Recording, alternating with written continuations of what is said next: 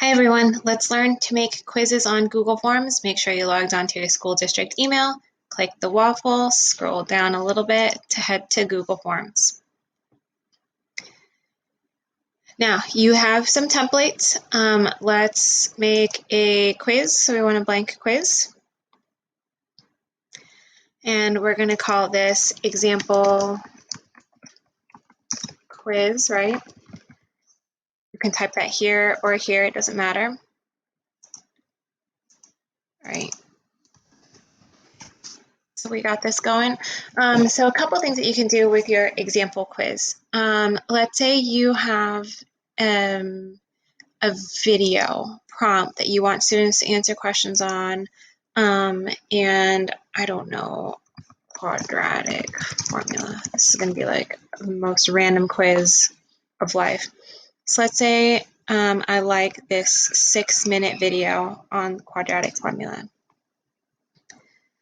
Okay, and notice this, you would have to like create it before the question that you're going to ask. I'm just going to trash this in the meantime.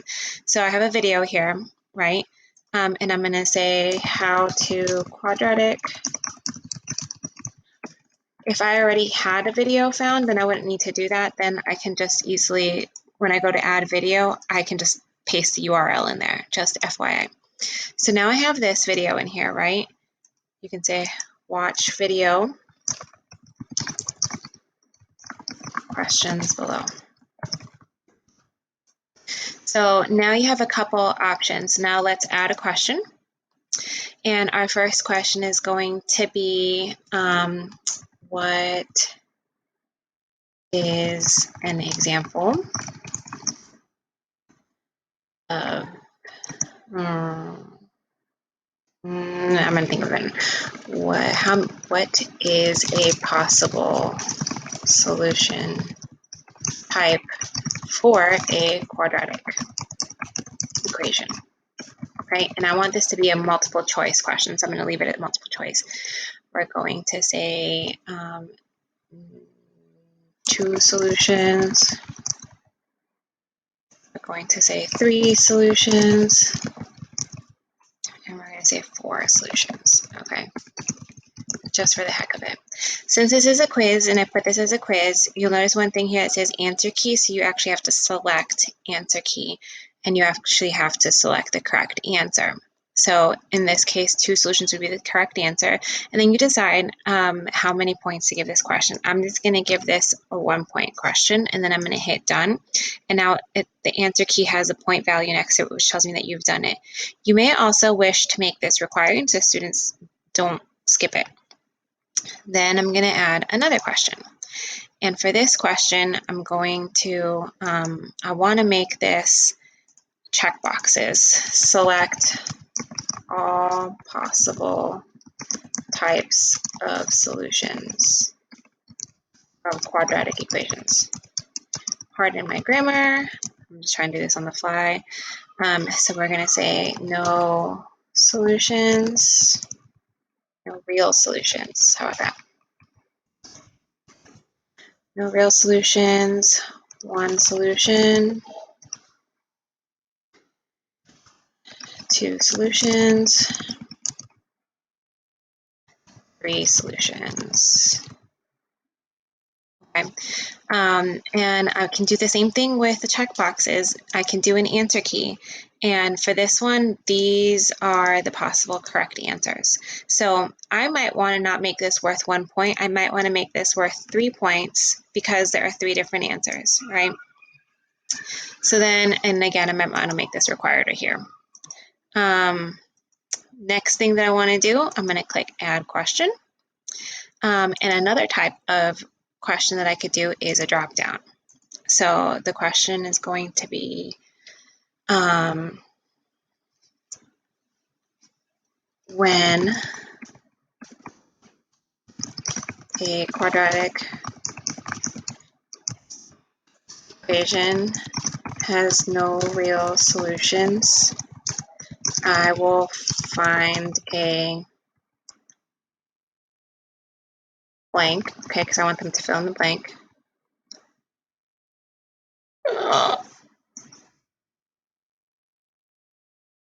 Oh my gosh, I'm having all kinds of typos today. Here we go. I will have, why? I will find a blank in my quadratic equation, quadratic formula. And we're going to say imaginary number. This is going to be a trick question.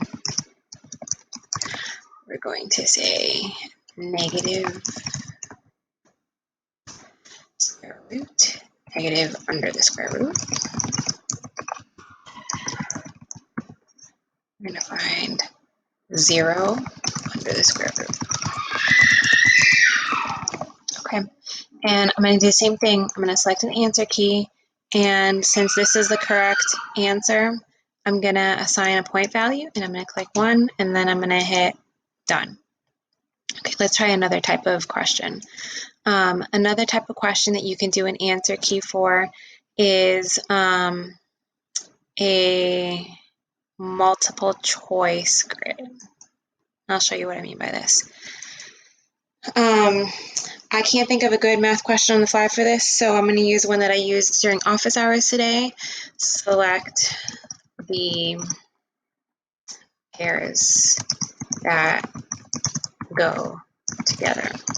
Okay, and so I used the word sad, I used angry, and I used happy. And then over here in the columns, I'm going to say content. I'm going to say melancholy. Ooh, goodness gracious, there's a reason why I'm a math teacher. And which one did I do? Melancholy, sad, angry, I'm gonna put mad. Okay, so the idea for this type of question is for students to match which ones go with each other. So I'm going to select answer key, and this is how students are going to see it. So it's actually pretty cool. So they will have to select which one goes with sad. So you can do this as a multi-select also if you really wanted to, like the FSQs and USAs. So sad would be melancholy, angry would be mad, and happy would be content. And then here I have to make sure to add a point value for each one of them. Then I hit done. And then I could also make it required. Another type of question that I can do is a linear scale. This one I don't see so much as like a correct answer. So I would, technically you can make an answer key for it, but I might stay away from that. Just because those might be like used if you want to survey students for how they're feeling. Let's see other types of questions that you can potentially ask. The checkbox grid, this is basically the same as this above here. The only difference is that they'll come up as checkboxes. Okay, so it would be the same process for the checkbox grid as for what we did up here, which was the multiple choice grid. Okay, so just keep that in mind. I'm going to look at another type of question that we can choose. If you do a short answer question, and I got to credit Dr. Fuchs for this. So let's say my question is, what day of the week is it? Right?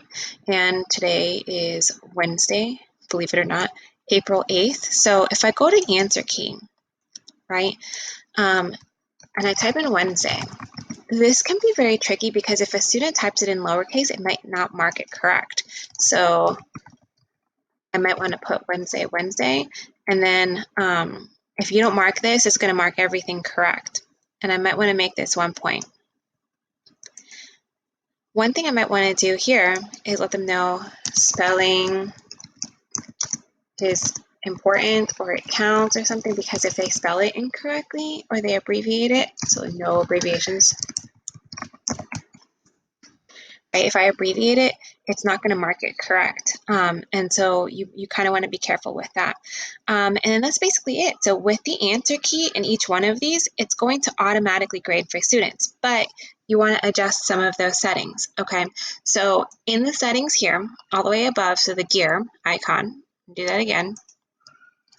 To the left of the send button and the gear icon, this is if you want to collect email responses. Oh, and I made a grave mistake. I made a huge mistake. So I actually might want to make a question, and I'm going to grab this and move it up because I want this to be the first question. Let me move this one down. Sorry about my child screaming in the background. Okay, so I'm gonna move this down. The first question that you may want to make is, what is your first and last name?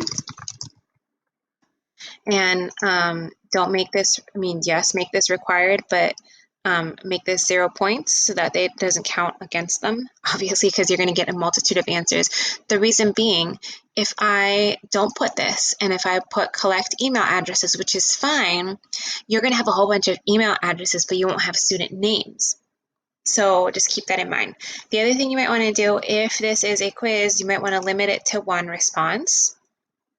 You don't want students to edit after they submit, and you don't want them to see the summary charts and text responses just yet, especially if you're making this a quiz.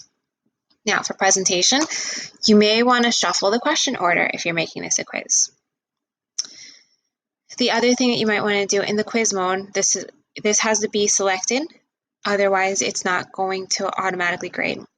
The other thing that I would recommend possibly doing is releasing the grade later. The reason being, if I release it immediately, great, students get immediate feedback. But if you're worried about students potentially cheating off of each other or sharing answers, and you really want to know what they know how to do, if you share this immediately with students and a student knows that they got 100, then they can easily share their answers with other people. So you can leave it on for later. And then students can see missed questions, correct answers, point values. You can change that as you see fit and then hit save. To send it to students, you're going to hit send. You can send it via email. So I don't think it works. Nope. I was trying to see if I could send it to... Nope, you can't send it to your class, which is fine. I was just curious. I don't know why that occurred to me. You're going to send it via a link. So not via email. You're going to send it via a link. You're going to copy, and then you can go into your Google Classroom, and then you can drop the quiz as a link. I'm going to control paste that in there, add link, and then you should see the quiz in there. It's going to say sign in because we made it with the email responses and stuff there, and then you can post it if need be. So again, you're going to share it via the link. You're not going to share it via email with the students.